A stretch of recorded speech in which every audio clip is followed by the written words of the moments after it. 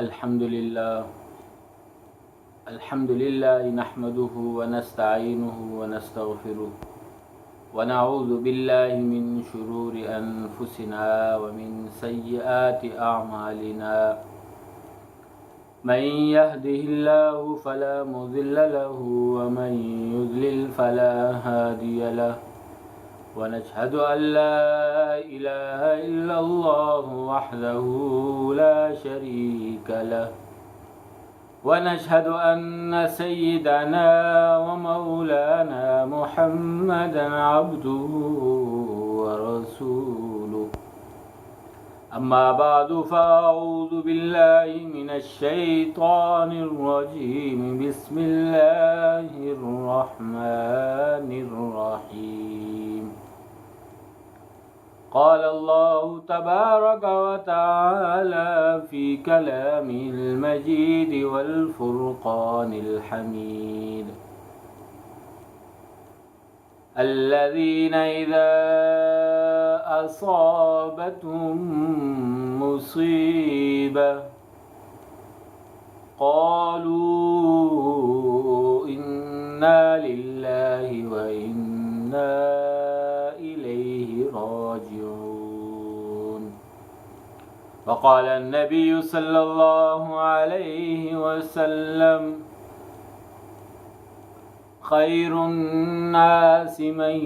ينفع الناس صدق الله العظيم اللهم صل على محمد في أول كلامنا اللهم صل على محمد في أوسط كلامنا اللهم صل على محمد في آخر كلامنا میرے محترم سامعین حاضرین کرام، اللہ رب العزت نے انسان کے اوپر جو آزمائشیں اور تکلیفیں آتی ہے تو ان پر اللہ رب العزت کی طرف سے ایمان والوں پر اس کا اجر بھی ملتا ہے۔ اللہ رب العزت نے قرآن میں ارشاد فرمایا الذین اذا اصابتهم مصیبہ، الذین وہ لوگ اذا اصابتهم جب ان کو پہنچتی ہے مصیبہ، کوئی مصیبت، کوئی حادثہ یا کوئی نقصان، کوئی بیماری، یعنی کوئی بھی ایسی آزمائش ہو انسان کے اوپر جو اللہ رب العزت کی طرف سے آئے، تو یہ ایمان والے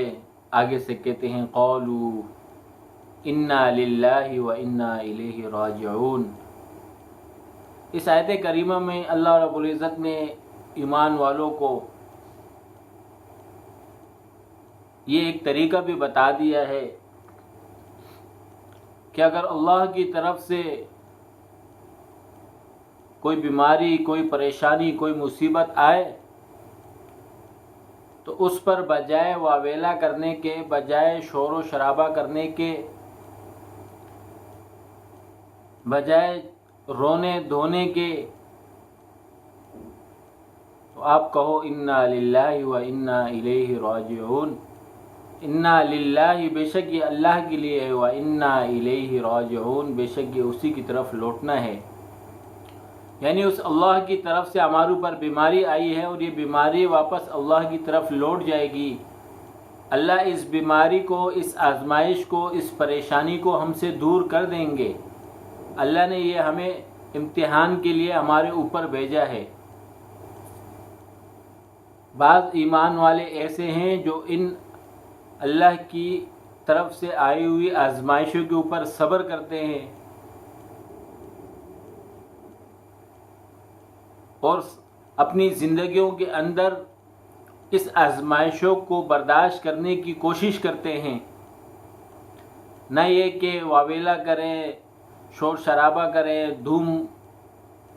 یا لوگوں کے اندر اس پریشانی میں آگاہ کریں، ایمان والوں کی یہ علامت ہے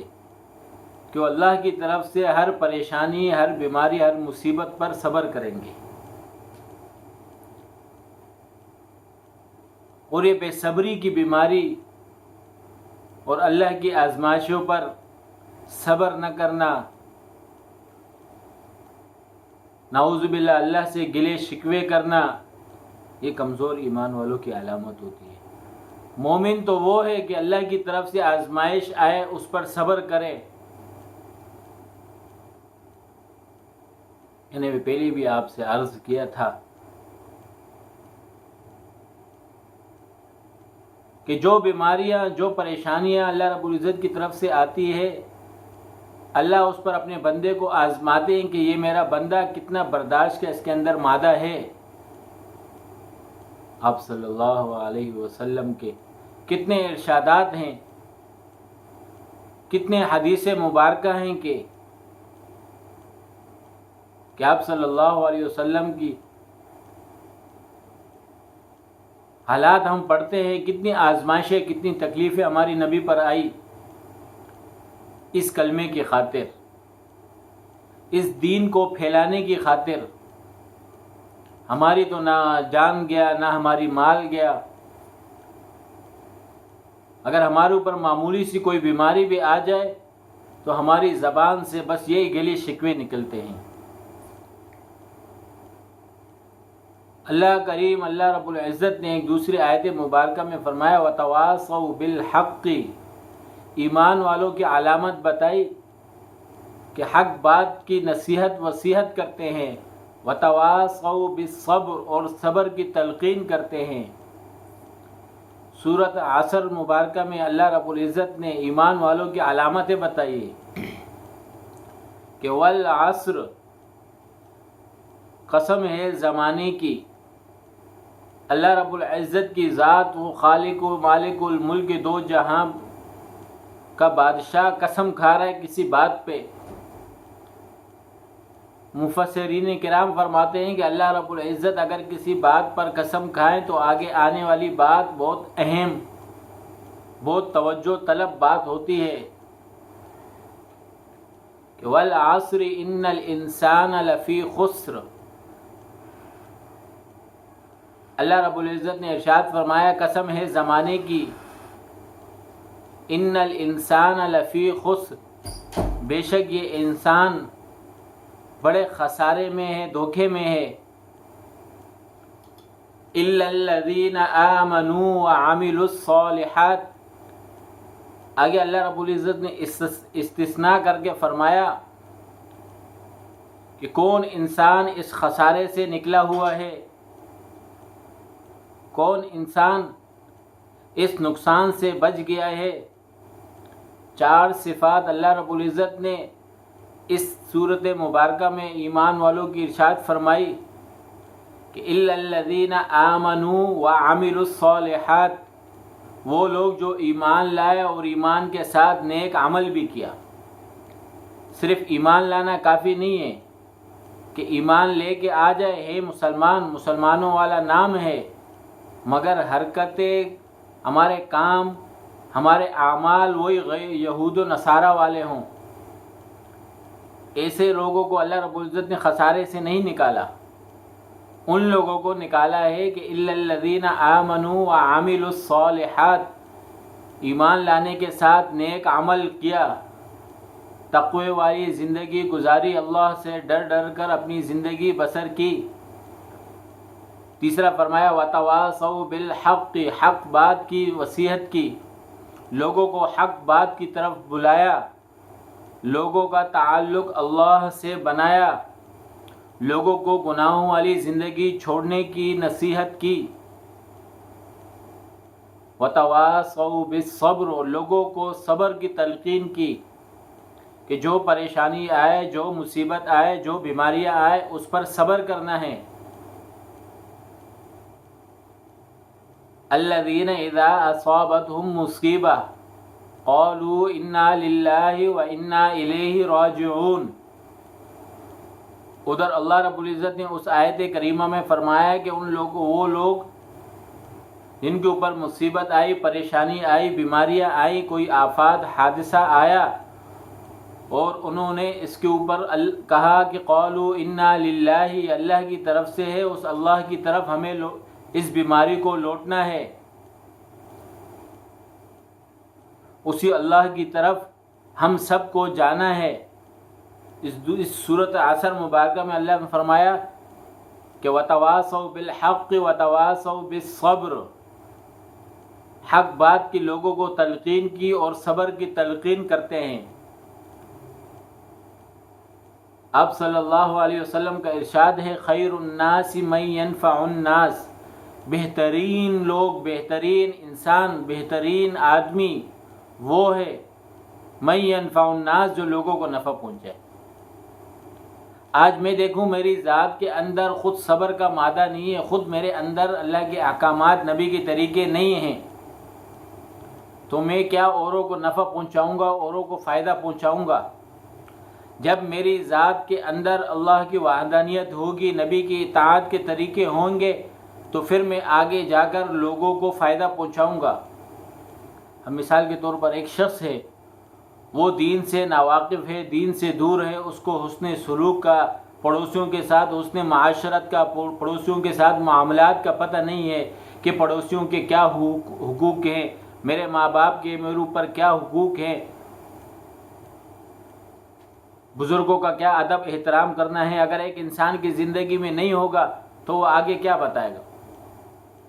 تو اس حدیث مبارکہ میں فرمایا کہ خیر الناس من ينفع الناس، بہترین آدمی وہ ہے جو لوگوں کو فائدہ پہنچائے۔ آج میں اپنی زندگی میں غور کروں، یار میری ذات سے کتنے لوگوں کو فائدہ ہو رہا ہے، کہیں میری ذات سے لوگوں کو نقصان تو نہیں ہو رہا ہے؟ کہیں ایسا نہ ہو کہ میری ذات سے میرا پڑوسی، میری زبان سے، میری آواز سے، میرے ہاتھ پاؤں سے کہیں میرا پڑوسی یا میرے گھر والے مجھ سے تکلیف میں تو نہیں ہیں؟ ہر اس کام سے، ہر اس حرکت سے، ہر اس فعل سے ایک ایمان والے کو بچنا چاہیے جس سے دوسرے مسلمان کو تکلیف ہو۔ ایک دوسرے حدیث مبارکہ میں آپ صلی اللہ علیہ وسلم نے ارشاد فرمایا کہ المسلم من سلم المسلمون من لسانہ ویدہ، بہترین ایمان والا، بہترین مسلمان وہ ہے المسلم من سلم المسلمون من لسانہ ویدہ، جس کی زبان اور ہاتھ سے دوسرا مسلمان محفوظ رہے۔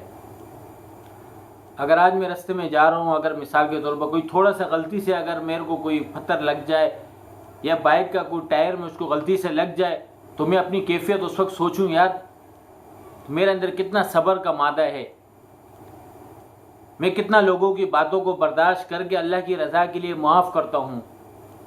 تو میرے بھائیوں دوستوں، ان صفات کو اپنی زندگیوں میں لانا ہے، ان چیزوں کو عمل کر کے اپنی زندگیوں میں، اپنی اولاد کی زندگیوں میں لانا ہے ہمیں، اور اس پہ عمل پیرا ہونا ہے۔ خود بھی عمل کریں، اپنے گھر والوں کو، بیوی بچوں کو، سب کو اس پر عمل کے لیے لائیں۔ اس کے لیے ہمیں آپ صلی اللہ علیہ وسلم کی سیرت کو پڑھنا ہوئے گا، آپ صلی اللہ علیہ وسلم کے حالات کو پڑھنا ہوئے گا کہ ہمارے نبی کے حالات، میرے نبی کے طور و طریقے، کھانے کے طریقے، معاشرات، معاملات کیسے تھے۔ جب ہم اپنی زندگیوں میں لائیں گے تو ہماری زندگیوں میں بھی عمل آئے گا، ہماری اولاد ہماری حرکتوں کو دیکھ کے ہماری اولاد بھی اسی طریقے پر چلے گی۔ مثال کے طور پر ایک باپ ہے بیٹھا ہوا ہے صبح سے لے کے شام تک، ایک باپ LCD کے سامنے بیٹھا ہوا ڈرامہ دیکھ رہا ہے یا کوئی ایسی حرکت کر رہا ہے، وہ معصوم سا بچہ جب دیکھے گا کہ اذان کی آواز ہوئی، میرا باپ ٹی وی کے پاس بیٹھا ہوا ہے، تو اس چھوٹے سے بچے کے ذہن میں آئے گا کہ نماز کی نعوذ باللہ کوئی اہمیت نہیں ہے۔ اگر نماز کی اہمیت ہوتی تو میرا باپ یہ چیزیں چھوڑ کر ہمیں بھی کہتا نماز کے لیے جاؤ، اور خود بھی جاتا۔ جب میرا باپ نہیں گیا تو اس کا مطلب ہے کہ نماز کی کوئی اہمیت نہیں ہے۔ جب دوسرا وقت اذان نماز کا وقت ہوگا تو اس بچے کے کان میں جب اذان کی آواز پڑے گی نا تو وہ بچہ اٹھ کے نہیں جائے گا۔ اس کے اپنے باپ کا جو اس کی حرکات ہے وہ اس کے ذہن میں آئے گی کہ میرا باپ اٹھ کے نہیں گیا تو میں بھی نماز نہیں پڑھوں گا، میں جب ابو جائیں گے تو پھر میں اس کے ساتھ مرضی چلے جاؤں گا۔ ہم اپنے ماحول کی طرف دیکھتے ہیں، ہماری اولاد کس طرح غلط حرکتوں کی طرف، غلط ماحول کی طرف جا رہی ہے۔ تو میرے بھائیوں اس پر غور و فکر کرنا ہے، اپنی زندگیوں کی بھی اصلاح کریں، اپنی اولاد کی تربیت کی فکر کریں۔ یہ کیسا ماحول، کتنا گندا معاشرہ ہے یہ. دیکھیں کہ کس طرح ہماری اولاد نافرمانیوں کی طرف جا رہی ہے، کس طرح ہماری اولاد نمازوں سے، دین سے دور ہے. آج ہماری اولادوں کو نمازوں کا شوق نہیں، قرآن تلاوت کا شوق نہیں، حدیث کے مبارکہ پڑھنے کا شوق نہیں. کیوں؟ ہم نے انہیں وہ شوق والی چیزیں دی نہیں، ہمیں ان کے اندر شوق کا جذبہ پیدا ہی نہیں کیا ہے. بس ہماری زندگی، پوری زندگی کھانے پینے میں، کمانے میں صرف ہو گئی. قیامت والے دن یہی اولاد ہوگی ہمارا گریبان پکڑے گی اور یہی کہے گی یا اللہ میرا باپ تو صبح سے شام تک کمانے جاتا تھا، مگر میرے باپ نے کبھی مجھے نہیں کہا کہ بیٹا نماز پڑھنے جا، بیٹا قرآن کی تلاوت کر، بیٹا بڑوں کا ادب احترام کر، بیٹا اپنی زندگی میں اخلاق پیدا کر. تو میرے بھائیوں دوستوں بزرگوں، ہماری ذات سے بھی کسی کو نقصان نہ ہو. ہم اپنی زندگیوں میں ایسے صفات پیدا کریں